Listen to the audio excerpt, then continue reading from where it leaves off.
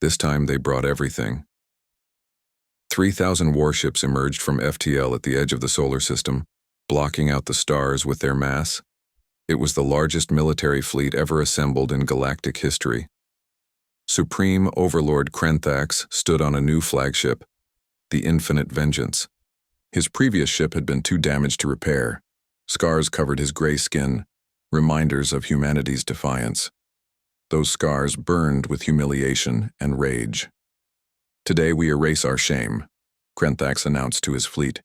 "Today we show the galaxy what happens to species that resist the Void Dominion. No mercy, no prisoners. Destroy everything." But this time, Earth was not alone. Admiral Daewon commanded the combined defense fleet from the newly built station Hope's Stand, orbiting Mars. He was younger than General Tae Yang, only 50 years old, but he had earned his promotion through brilliant tactical thinking during the first battle. Around him, holographic displays showed the defensive forces. Earth had rebuilt quickly. They now had 70 combat vessels, incorporating lessons learned from the first battle. But more importantly, they had allies. 15 species had sent ships. Senator Vexatralis had brought 50 advanced warships from his people. Others contributed smaller numbers. In total, the defensive fleet numbered 300 ships. It was still a 10-to-1 disadvantage, but it was better than 6-to-1. "Admiral, all Allied ships report ready," Lieutenant Jeho reported. He had survived the first battle and refused to leave his post for the second. "Good," Daewon said calmly. "Send a message to all ships. Tell them to trust the plan. Tell them, we are going to do something the Void Dominion will never expect." Dr. Young-ho worked frantically in his laboratory on Earth. He was a quantum physicist who had spent the last 3 weeks barely sleeping.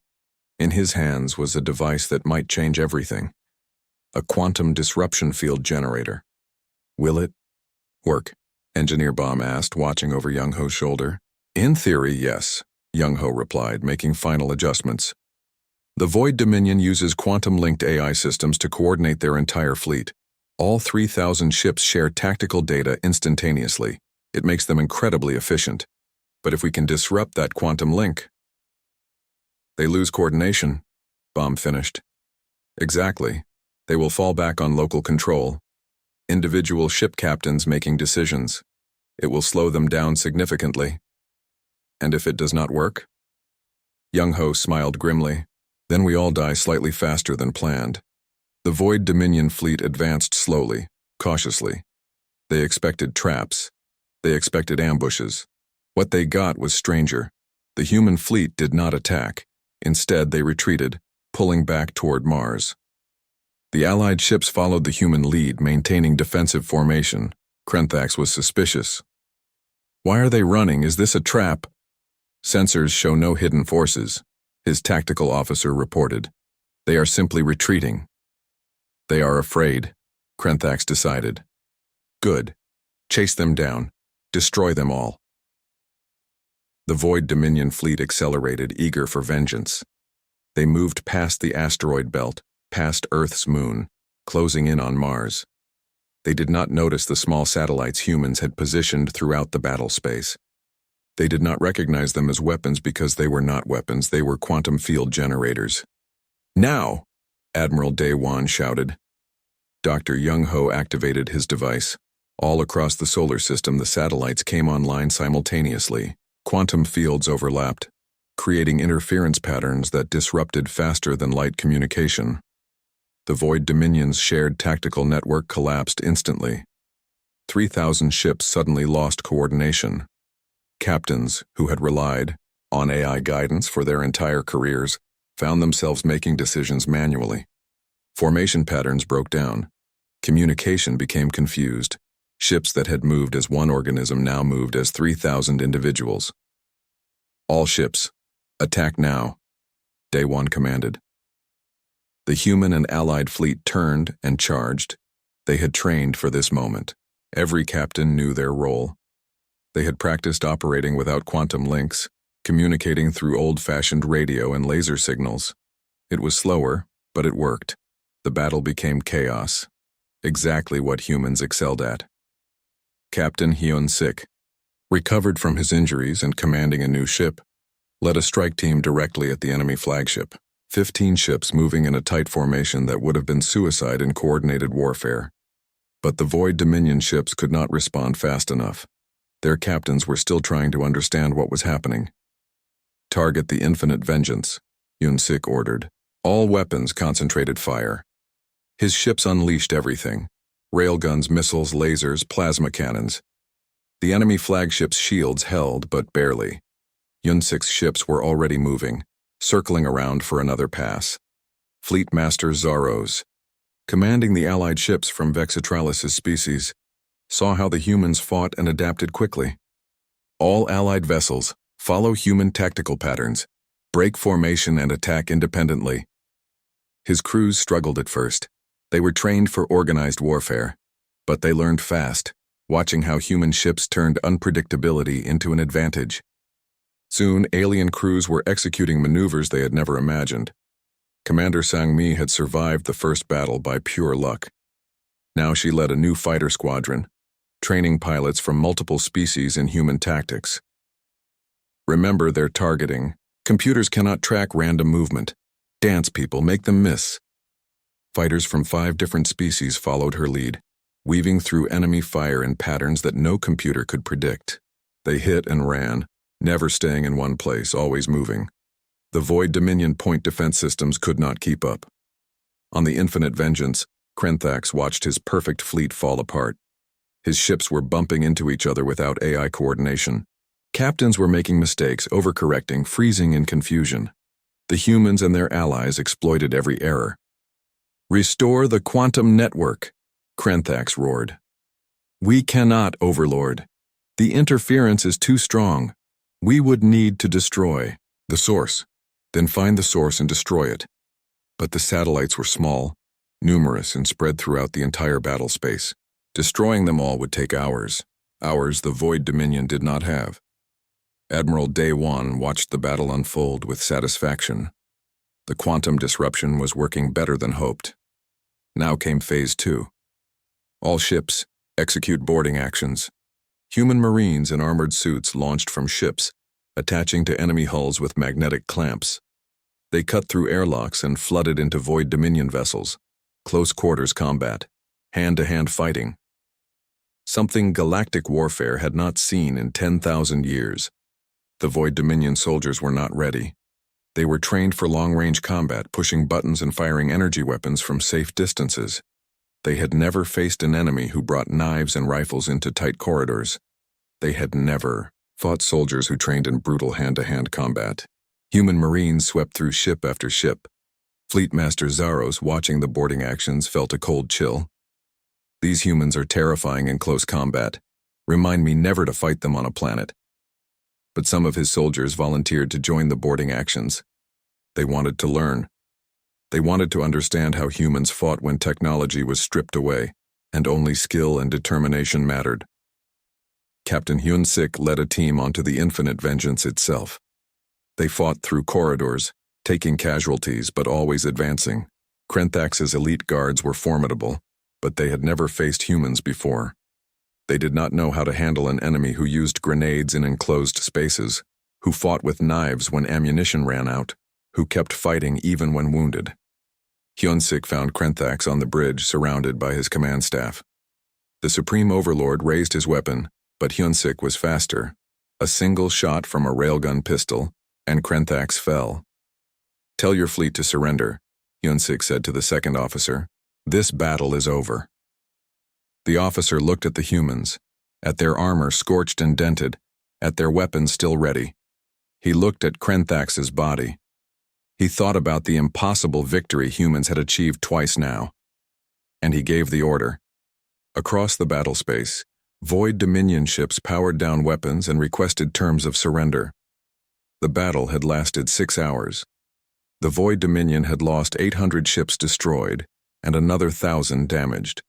The combined human and allied fleet had lost 150 ships. It should have been impossible. It was impossible by every calculation. But humans had made the impossible real. At the Galactic Council, every species watched the battle in real time. They watched humans board enemy ships. They watched close combat that looked like ancient history. They watched a species that refused to accept defeat. When the Void Dominion surrendered, the council chamber erupted. Some species cheered. Others sat in stunned silence. All of them understood that the galaxy had changed forever. Council Overseer Thalnix addressed Ambassador Hay-In directly. On behalf of the Galactic Council, I apologize for our treatment of Earth. We were wrong about humanity. We were wrong to dismiss you. We were wrong to deny you membership. I propose that Earth be granted full membership status immediately, with all rights and privileges. The vote was unanimous. 850 votes in favor, not a single vote against. 5 years later, Admiral Dewan stood in a training facility on Mars. Around him, young officers from dozens of species listen. News of the battle spread through the galaxy like wildfire. Within hours, every species had heard the impossible story. The humans, those primitive mammals everyone had dismissed, had defeated a Void Dominion fleet. Not just defeated, humiliated. Driven them away with a third of their ships destroyed or crippled. The Galactic Council chamber was in chaos. Representatives shouted at each other in dozens of languages. Some demanded explanations. Others called for immediate investigations. A few sat in stunned silence, unable to process what had happened. Council Overseer Thalnix's crystalline body flickered with agitated colors. "Order, I demand order!" The chamber slowly quieted. Thalnix looked around at the assembled counselors. For the first time in his 300 years of service, he saw genuine fear on their faces. "We have all seen the battle recordings," Thalnix said. "The humans achieved something that should have been impossible. We need to understand how." High Archivist Morin stepped forward. He was an ancient being, older than most civilizations in the galaxy. His species kept records of everything, and he had studied military history for 600 years. "I have analyzed the battle extensively. The humans used tactics that have not been seen in galactic warfare for over 10,000 years. "What tactics?" demanded the golden-eyed reptilian counselor. "Chaos tactics, unpredictability, desperation strategies, suicide attacks. They weaponized everything. Cargo ships became missiles. Asteroids became ammunition. Even their destroyed vessels became obstacles and shrapnel. But most importantly, they fought with creativity. The floating brain in a tank made a dismissive sound. Creativity is not a military advantage. Technology wins wars." "That is what we have believed," Morin replied. "But we have become so dependent on our technology that we have forgotten how to fight without it. Our battles are decided by computers. Our tactics are calculated by artificial intelligence. Our weapon systems aim themselves. We have removed the organic element from warfare." "And that is bad?" someone asked. "Against the humans, yes. They disrupted our systems with radiation. They used kinetic weapons that bypassed energy shields. They attacked from unpredictable angles. And when their own systems failed, they kept fighting manually. Our species would have surrendered when communication broke down. The humans adapted." Ambassador Hay-In, who had taken over Jiwoo's position after the older man collapsed from exhaustion, stood at the speaker's platform. She was younger than Jiwoo, only 40 years old, but the battle had aged her. She had watched thousands of her people die. She had seen ships explode with entire crews aboard, but she had also seen victory. "Counselors," Hay-In said, her voice carrying clearly through the chamber, "I have brought something to share with you. A recording of the battle. From our perspective, I think you should see what my people did." The lights dimmed. The central hologram activated. For the next hour, the council watched the Battle of Earth unfold from human cameras. They saw Commander Sangmi's fighters executing impossible maneuvers. They saw cargo ships ramming into warships 10 times their size. They saw Captain Hyun-sik calmly giving orders while explosions tore through his bridge. They saw soldiers manning guns manually when the computers failed. They saw people dying, knowing they would die, but fighting anyway. When the recording ended, the chamber was silent. Several counselors were visibly shaken. The slug-like creature who had mocked Earth's application was quietly leaving the chamber, unable to meet anyone's eyes. Senator Vexatralis, the reptilian with golden eyes, stood slowly. He had voted against Earth's membership. He had laughed at their plea for help. Now he looked at Ambassador Hay-In with what might have been respect. "I owe you an apology," Vexatralis said, his voice heavy with shame. I owe all of humanity an apology. We judged you without understanding you. We dismissed your strength because we did not recognize it. I was wrong. We were all wrong. Other counselors began to murmur agreement. Some looked uncomfortable. Others looked angry at themselves. The floating brain remained silent, but its tank fluid had turned a darker color, suggesting deep thought. Council Overseer Thalnix's light dimmed. An apology does not change what happened. Earth fought alone because we abandoned them. That is our failure. And it will happen again, Heian said sharply. All eyes turned to her. The Void Dominion has declared total war on humanity. They are gathering their full armada, 3,000 ships this time. They will come back and they will destroy Earth unless something changes. 3,000, someone gasped. That is their entire military force, Morin confirmed. Every ship they have. The Dominion has never been defeated before. They cannot allow humanity's victory to stand. It would encourage rebellion in their conquered territories. Vextralis looked at his fellow counselors. We must help them. We must send our own fleets.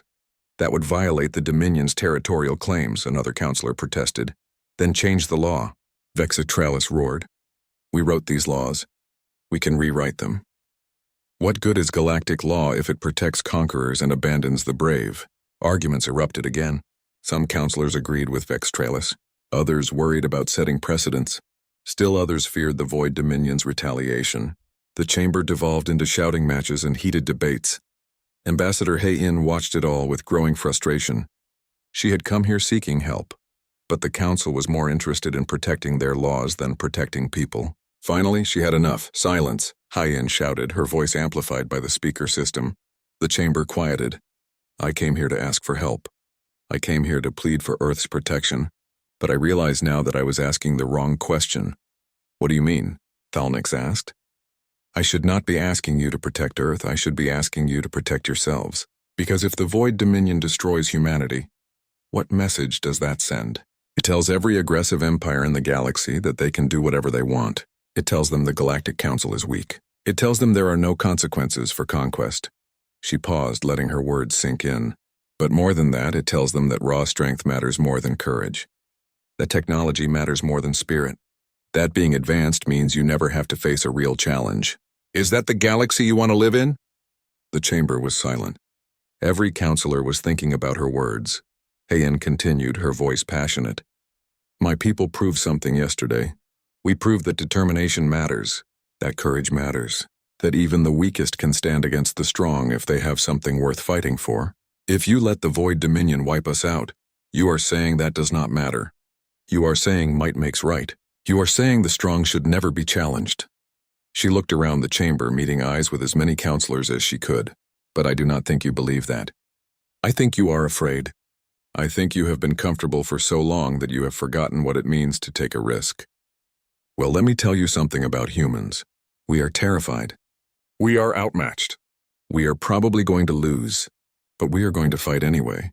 Because that is what you do when your home is threatened. That is what courage looks like. Vextralis stood again. She is right. We have been cowards. I motion for an emergency vote. Let us offer Earth provisional membership and military protection. Seconded, said another counselor. Thirded, added a third. Thalnix's light flickered rapidly, a sign of deep emotion. Very well. All in favor of granting Earth provisional membership status and committing defensive forces to protect their solar system? The vote began. This time it was different. This time, counselors were thinking about what they had seen. They were thinking about courage and cowardice. They were thinking about what the galaxy would become if strength was the only thing that mattered. The results appeared. 412 votes in favor, 390 against, 48 abstentions. It was not unanimous. It was not overwhelming. But it was enough. The motion passes, Thalnix announced. Earth is granted provisional membership in the Galactic Council. Member species who wish to contribute defensive forces may do so voluntarily. Ambassador Heian felt tears running down her face. It was not everything she had hoped for. Many species still refused to help. But 15 species stepped forward, offering ships and soldiers. It was a start. As she left the chamber, Senator Vextralis approached her. Ambassador, I want you to know something. My species will send 50 warships to defend Earth. It is the least we can do after our shameful behavior. Thank you, Hayan said sincerely. No, Vexitralis replied. Thank you. Your people reminded us of something we had forgotten. That courage matters more than technology. That spirit can overcome impossible odds. That honor means standing up for what is right, even when it is hard. We needed that reminder. Hayan smiled grimly. I hope it is enough. Because in a few weeks the Void Dominion will return, and this time, they will bring everything they have. Then we will be ready, Vexitralis said. Earth will not stand alone this time. 21 days after the first battle, the Void Dominion returned. The Void Dominion fleet moved through the solar system like a dark tide. 300 warships, each one larger than anything humanity had ever built. Their hulls were black metal that seemed to absorb light. Their weapons glowed with purple energy. They moved in perfect formation, confident and unstoppable. On the bridge of the flagship Eternal Darkness, Supreme Overlord Krenthax watched the primitive human vessels with amusement. He was tall, with gray skin and red eyes that glowed in the dim light. His species had conquered 40 systems. Earth would be the 41st. They actually planned a fight, his second officer said, mandibles clicking with laughter. The council said they would surrender. The council underestimated their stupidity, Krenthax replied. Send them the standard message. Give them one chance to submit. A communications officer activated the broadcast. Krenthax's voice echoed across every frequency. Humans of Earth, I am Supreme Overlord Krenthax of the Void Dominion. Your solar system now belongs to us. You have 1 hour to power down your weapons and prepare for processing. Resist and you will all die. Submit and some of you may survive as servants. Choose wisely.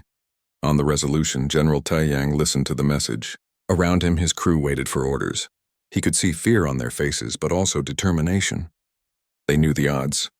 They knew this was likely a one-way trip. But not one person had asked to leave. Captain Hyunsik, Taiyang said calmly. Send our response. Hyunsik nodded and opened a channel. He spoke clearly, his voice carrying to every human ship and somehow feeling like it carried to the entire galaxy beyond. Supreme Overlord Krenthax, this is Captain Hyunsik of the Earth Defense Force. We have heard your offer. Here is our response. No, we will not surrender. We will not submit. We will not give you our home without a fight. You want Earth? Come and take it. But I promise you this. Every inch you advance will cost you blood. Every ship you lose will be remembered.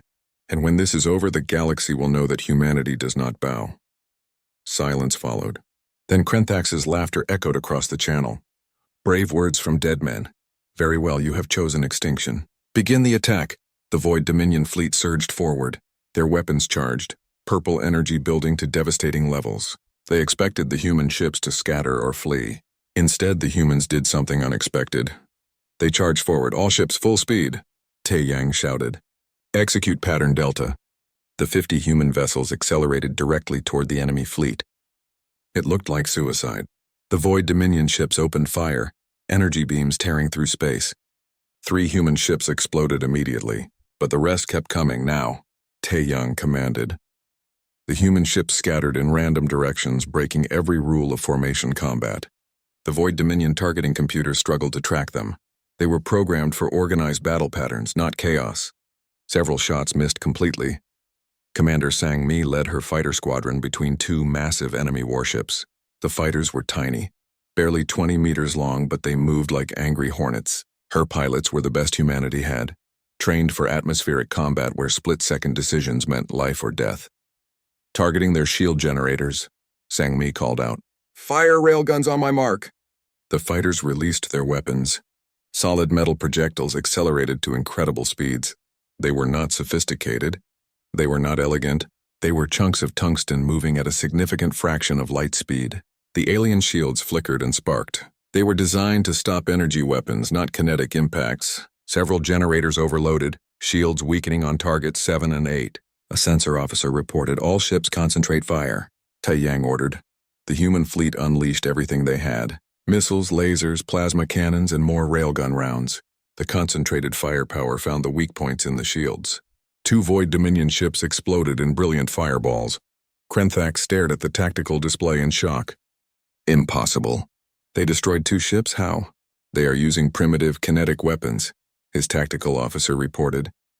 Our shields were not calibrated for solid projectiles. Recalibrate immediately, Krenthax snarled, and wipe them out. But recalibrating took time, and in that time the humans pressed their advantage. They did not fight like the Void Dominion expected. They did not maintain formation. They did not follow predictable patterns. They fought like desperate animals backed into a corner, and that made them dangerous. A human cargo ship modified with massive engines accelerated to ramming speed. The Void Dominion ships tried to shoot it down, but the cargo vessel was already too close. It crashed into a warship's bridge section. Both vessels exploded. They are using suicide attacks. Someone shouted on the eternal darkness. Focus fire on the larger vessels, Krenthax ordered. Ignore the fighters, that was a mistake. Commander Sangmi's pilots used the opening to plant mines on the hulls of enemy ships. Old-fashioned explosive mines, the kind used in Earth's oceans centuries ago. When they detonated, they tore through armor already weakened by railgun impacts. Lieutenant Jeho, the tactical officer on the Resolution, studied the enemy formation carefully. He had spent weeks analyzing every scrap of data they had on Void Dominion tactics. He saw it now, a weakness in their positioning. General, Jeho said urgently, their flagship is exposed. If we hit it from 3 angles simultaneously, we can overwhelm their shields. We do not have 3 ships in position, Taeyang replied. We can use asteroids, Jeho suggested. The mining colonies have equipment that can accelerate large rocks. If we time it right, Taeyang grinned fiercely. Do it. 3 massive asteroids, each the size of a small mountain, suddenly accelerated from the belt. The Void Dominion sensors detected them too late. Krenthax's ship tried to maneuver, but the asteroids were already too close. 2 missed, but 1 clipped the eternal darkness, tearing a massive gash in the hull. All ships target that wound, Taeyang roared. Human vessels poured fire into the damaged flagship. Krenthax's ship shuddered under the assault. Explosions ripped through interior decks. Emergency alert screamed. Supreme Overlord, we must retreat, his second officer urged. No, Krenthax shouted. We outnumber them 6-1. We have superior technology. We cannot lose to primitives. But they were losing. The battle had become chaos, and in chaos, human adaptability shined. Void Dominion ships expected orderly combat. They expected their technology to guarantee victory. They did not know how to handle an enemy that turned everything into a weapon. Human miners used industrial lasers as makeshift weapons. Construction ships rammed enemy vessels. Even satellites were programmed to crash into alien ships at high velocity. The humans weaponized debris, asteroids, and even their own destroyed vessels. They fought with a desperate creativity that the Void Dominion had never encountered. Engineer Bomb's secret weapon finally activated. Nuclear weapons, hundreds of them, hidden throughout the asteroid belt. The Void Dominion shields could stop the explosions, but not the radiation. Systems began to fail on dozens of ships. Navigation went offline. Weapons malfunctioned. Communication broke down. Captain Hyun-sik saw the opening. All remaining ships full assault. Now, while they are blind, the human fleet, now reduced to 30 ships, charged into the confused enemy formation. It was brutal, close-range combat. Ships passed within meters of each other, trading fire at point-blank range. The Void Dominion's advantages of range and firepower meant nothing when the enemy was right next to them. Commander Sangmi led her fighters on one final run. They were out of railgun ammunition and low on missiles, but they still had one weapon left: themselves. 5 fighters crashed into critical systems on enemy ships. Sangmi closed her eyes before impact, hoping her death would matter. It did. The ship she hit went dark, systems destroyed. By the time the radiation cleared and the Void Dominion could see again, the battle had turned into a nightmare. Over 100 of their ships were damaged or destroyed. The rest were scattered, formation broken, communication disrupted. Retreat, Krenthax finally screamed. All ships retreat! The Void Dominion fleet turned and fled, their FTL drives charging. Within minutes they were gone, leaving behind debris and the bodies of thousands. On the Resolution, alarms were blaring. Half the crew was dead. The ship was barely holding together. But they had won. Against impossible odds, humanity had won. Taeyang sat in his command chair, bleeding from a dozen wounds. Around him, his surviving crew members were crying, laughing, hugging each other. They had done the impossible. Casualty report, Taeyang said quietly. The numbers came in. 20 human ships destroyed, 30 damaged, thousands of soldiers dead. But Earth still stood. The Void Dominion had been driven away. "Send a message to all surviving ships," Tae-Yang ordered. "Tell them they fought with honor. Tell them Earth is proud. Tell them we won." And somewhere, across the vast distance of space, the Galactic Council watched in stunned silence. The Determination docked at Earth's orbital station 12 hours later. Jiwoo had not slept during the journey home. He kept replaying the Council's laughter in his mind, hearing their contempt in every word. Dr. Ari sat across from him, staring at nothing. Captain Hyun-sik stood at the window, watching Earth rotate slowly below them. "It is beautiful," Hyun-sik said quietly. "From up here you cannot see the borders or the conflicts. You just see home." Jiwoo nodded but said nothing. How could he tell 8 billion people they had been abandoned? How could he explain that the galaxy considered them worthless? How could he say that in 14 days everything might end? The emergency council meeting began 2 hours later. General Tae-Yang sat at the head of the table, his weathered face grim. He had fought in 3 wars and countless smaller conflicts. He knew what defeat looked like. Around the table sat representatives from every nation and territory on Earth. Counselor Yuna, the elected leader of the United Earth government, looked like she had aged 10 years overnight. "Tell us," Tae-Yang said simply. Jiwoo delivered his report in a flat, emotionless voice. He told them about the rejection. He told them about the Void Dominion's claim. He told them about the 300 warships coming to take their home. When he finished, the room was silent. "How long?" Tae-Yang asked. 14 days, Captain Hyun-sik replied. "Maybe 13 now." A representative from the African Union slammed his hand on the table. "This is insane. We have done nothing wrong. How can they just let another empire take our planet?" "Galactic law," Dr. Ari said bitterly. "We did not establish sovereignty before first contact. We did not file claims. We did not know we needed to, so according to their laws, our solar system was unclaimed territory." "And the Council will do nothing?" asked a woman from the Pacific Alliance. "Worse than nothing," Jiwoo said. "They laughed at us. They called us insignificant. They told us to surrender and beg for mercy." Counselor Yuna stood up slowly. She was a small woman, barely 5 feet tall, but her presence filled the room. "Then we need to discuss our options. General, what are our military capabilities?" Tae-Yang pulled up a holographic display. 50 small dots appeared representing Earth's combat fleet. "This is everything we have. 50 ships. They are good ships, well-made and well-armed by our standards. But compared to the Void Dominion fleet," he pressed another button and 300 larger dots appeared. "We are outmatched 6-1, and their ships are individually more powerful than ours. So we cannot win," someone said. "We cannot win a conventional battle," Tae-Yang agreed. "But humans have never been conventional." A man in the back stood up. He was young, barely 30, with burn scars on his hands. Engineer Baum had designed most of Earth's current weapon systems.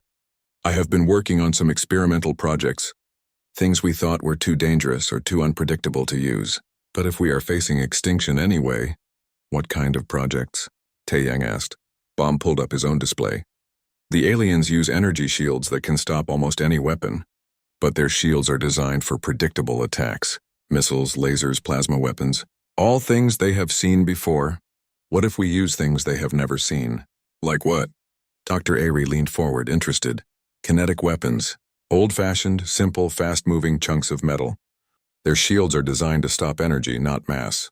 A railgun firing a solid projectile at a significant fraction of light speed could potentially punch right through." "Potentially," someone repeated doubtfully. "Also," Baum continued, "we have nuclear weapons. Thousands of them. We were supposed to dismantle them after the Unity Wars, but some nations kept secret stockpiles. The aliens do not use nuclear weapons anymore. They consider them primitive. Their shields might not be calibrated to stop radiation." Tae-Yang studied the plans. "These are desperate measures." "We are desperate," Baum replied. Dr. Ari spoke up. "I have been analyzing the data we collected on alien species during our time at the Council. I noticed something interesting. These advanced civilizations have become completely dependent on their technology. They have automated everything. Their ships fly themselves. Their weapons aim themselves. Their strategies are planned by computers. So?" someone asked. "So they have lost the ability to adapt." When something unexpected happens, they freeze. They wait for their computers to tell them what to do. Humans do not work that way. We improvise, we adapt, we change tactics on the fly. Captain Hyun-sik nodded slowly. She is right. I saw it at the council. Everything was scripted, formal, predictable. They could not handle Jiwoo going off script. They did not know how to respond to genuine emotion. That is a thin advantage, Taeyang said. It is the only advantage we have, Hyun-sik replied. Counselor Yuna cleared her throat. Everyone turned to look at her. She stood in the light from Earth below, her shadow stretching across the table. I want to tell you all a story. When I was young, my grandmother told me about the old wars, about times when our people faced impossible odds, about enemies who had better weapons, better training, better everything. And do you know what she said made the difference? No one spoke. Will. The will to keep fighting even when logic says you should quit. The will to try the impossible because the possible is not enough. The will to make the enemy pay for every inch of ground. That is what humans have always done. That is what makes us dangerous, she paused, looking at each person in the room. The galaxy thinks we are weak. They think we are primitive. They think we will surrender or die quietly. I say we prove them wrong. I say we make the Void Dominion regret ever coming to our solar system. I say we show them what happens when you threaten humanity's home. Someone started clapping. Then another. Then the whole room erupted in applause. Taeyang stood and saluted Counselor Yuna. Give us the order, Counselor. We will prepare for war. Prepare for war, Yuna said firmly. But more than that, prepare to win. I do not care what the odds are.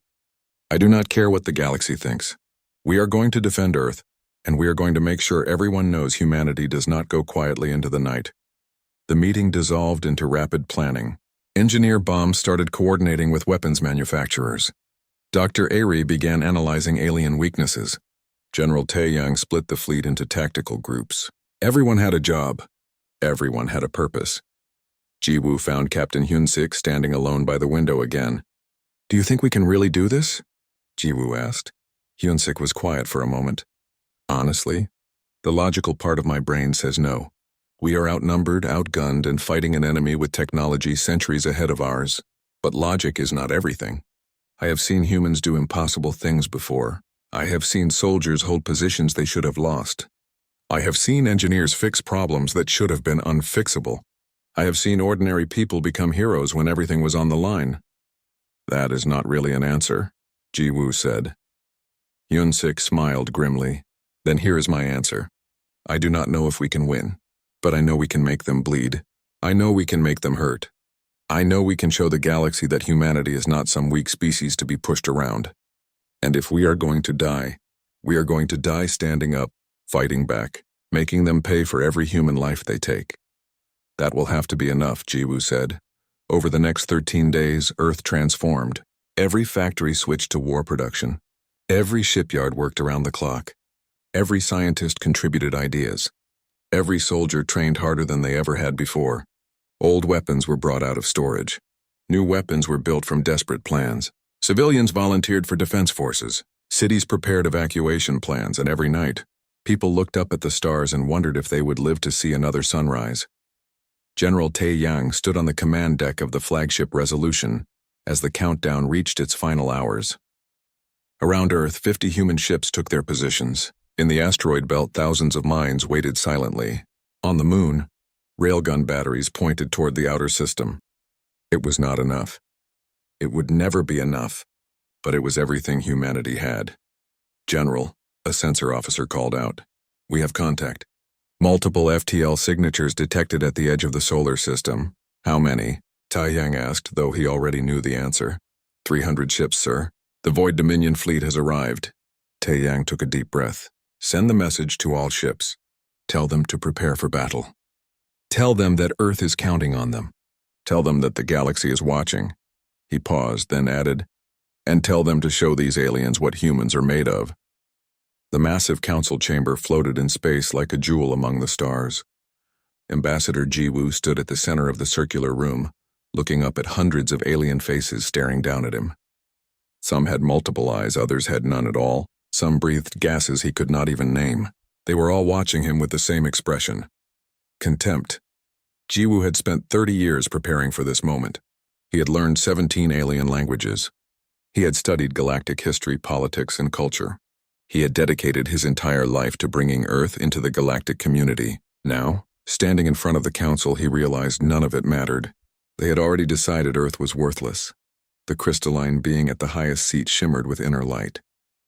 Council Overseer Thalnik spoke in a voice that sounded like wind chimes. "We have reviewed your application for membership. The answer is no." Jiwoo kept his face calm even though his heart was pounding. "May I ask why?" "Earth has achieved faster than light travel. We have developed quantum computing. Our art, music, and literature span thousands of years. We can contribute much to this council." A creature that looked like a floating brain in a tank laughed. The sound echoed through translators as mocking chirps and clicks. "You discovered FTL travel 40 years ago. My species mastered it 12,000 years ago. You think this makes you special?" Another counselor joined in. This one had 6 arms and scales that reflected rainbow colors. "Your quantum computers are toys compared to our neural networks. Your culture is primitive. Your people still wage wars on your own planet. You are children playing with fire." Jiwoo felt his assistant, Dr. Ari, tense beside him. She was a brilliant scientist who had helped design Earth's first FTL drive. She had worked for 20 years without sleep, sustained only by the dream of this moment. Jiwoo could feel her anger radiating like heat. "We have come in peace," Jiwoo said, keeping his voice steady. "We seek only friendship and trade. Our solar system sits at a strategic location. 3 major trade routes pass through our space. We can offer safe passage and refueling stations." Thalnix made a sound like breaking glass. It took Jiwoo a moment to realize the Overseer was laughing. "Your solar system? You do not own that space, human. The Void Dominion has already claimed it. They filed the paperwork 6 months ago. By galactic law, that system belongs to them now." The words hit Jiwoo like a physical blow. "What? But we live there." "Earth is our home. Billions of humans call that system home." "That is not our concern," said a reptilian creature with golden eyes. "You should have joined the galactic community sooner. Now you must deal with the consequences of your isolation." Captain Hyun-sik, who had been standing silently behind Jiwoo, stepped forward. He was a military man, tall and broad, with scars from Earth's last major conflict. "The Void Dominion is a conquering empire. They enslave species. They strip planets of resources. You cannot simply let them take our home." "We can and we will," Thalnix replied. "The Void Dominion follows galactic law. They filed proper claims. They paid the required fees. Earth failed to establish sovereignty before FTL contact. The law is clear." Jiwoo pulled out a data tablet. His hands were shaking, but he forced them steady. "I have prepared a presentation. Please just look at what humanity can offer. We have unique approaches to medicine, engineering, and environmental restoration. Our genetic diversity is remarkable. Our problem-solving abilities—" "Enough!" Thalnix's voice rang out like a bell. "We do not care about your primitive sciences.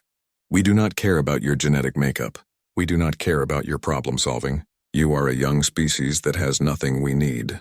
This council votes now, all in favor of granting Earth membership and protection." Jiwoo watched as the voting display lit up. 3 votes in favor. 3 out of 850 counselors. The rest voted against or abstained. The rejection was almost unanimous. "The decision is final," Thalnix announced. "Earth's application is denied. Furthermore, this council will not intervene in the Void Dominion's legal claim to your solar system. You have 72 hours to evacuate this station." Dr. Ari finally spoke up, her voice tight with emotion. "You are condemning billions to slavery or death. Does that mean nothing to you?" A slug-like creature oozed forward. "Young species always think they are special. They always think the rules should bend for them. You are not the first to stand where you stand. You will not be the last. The galaxy is vast and old, human. You are insignificant. We have fought wars," Captain Hyun-sik said, his voice hard.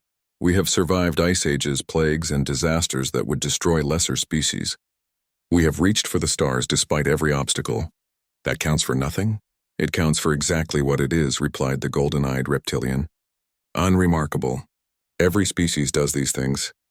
You think you are special because you survived your own planet's challenges. That is the minimum requirement for reaching space. Congratulations on being average." The council chamber filled with the sounds of alien laughter. Some species made clicking sounds, others produced whistles or rumbles. All of it combined into a chorus of mockery that made Jiwoo's face burn with shame and anger. When the Void Dominion arrives at Earth, Jiwoo said quietly, will you at least warn us? Will you give us time to prepare? That is not our responsibility, Thalnik said. But I will tell you this as a courtesy. The Void Dominion fleet is already on its way, 300 warships. They will reach your solar system in approximately 14 days. I suggest you use that time to prepare your surrender. The Dominion shows mercy to those who submit quickly. Captain Hyunsik's jaw clenched. And if we fight? The entire council chamber erupted in laughter again. This time it was even louder. Some counselors were literally falling out of their seats with amusement. Fight. Thalnix managed between laughs. You have 50 combat vessels. 50. And you call them warships? They are barely capable of orbital defense. The Void Dominion has 300 ships that could each destroy your entire fleet alone. You have no shields that can withstand their weapons. You have no weapons that can penetrate their armor. Fighting would be suicide and stupidity combined. Then what do you suggest? Dr. Avery asked. Surrender, the slug creature said simply. Beg for mercy. Offer your resources freely. Become servants instead of slaves. It is the smart choice. The only choice. Jiwoo looked around the chamber one last time. He had spent his entire life dreaming of this moment. He had imagined Earth taking its place among the stars, joining a community of advanced civilizations, sharing knowledge and culture. Instead, he found only arrogance and cruelty. I understand, Jiwoo said slowly. You have made your position clear. Earth stands alone. Earth falls alone, Thalnix corrected. Now leave. You have 72 hours. The three humans turned and walked toward the exit. Every step felt like defeat. Behind them, the council had already moved on to other business, dismissing Earth as easily as one might swat away an insect. As they boarded their ship, the Determination, Captain Hyun-sik looked at Jiwoo. What do we tell them? What do we tell Earth? Jiwoo stared out at the stars. Somewhere out there, 300 warships were coming to destroy everything humanity had built. The council had made it clear. Earth was alone. Earth was weak. Earth was doomed. We tell them the truth, Jiwoo said finally. We tell them the galaxy thinks we are nothing. We tell them no help is coming. We tell them we have 14 days, and then? Dr. Avery asked. Jiwoo's expression hardened. And then we show them what happens when you back humans into a corner.